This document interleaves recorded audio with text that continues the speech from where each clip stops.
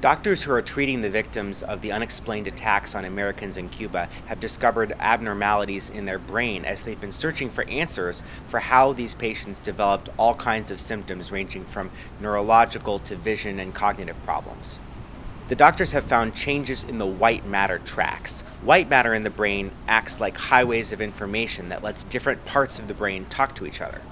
These are the most specific medical findings to date that doctors have been able to come up with, showing that whatever harmed the Americans in Cuba, it led to discernible, measurable changes in their brain. Investigators still don't know what kind of device or weapon could cause these types of changes in the brain. And outside experts tell the AP that acoustic waves, or sound, has never been shown to change white matter tracks.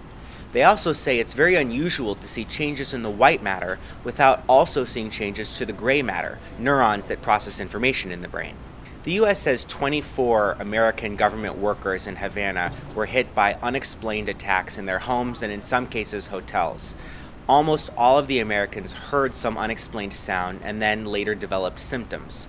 Some of those symptoms included hearing loss, cognitive problems, memory and balance issues, and even eyesight problems. The U.S. says it still doesn't know who's doing this, but as it learns more about what's happened to these victims, they're learning more about how to treat potential cases in the future. With white matter damage, there can be all sorts of behavioral or sensory or motor problems because the white matter is what really allows the entire brain to communicate with itself.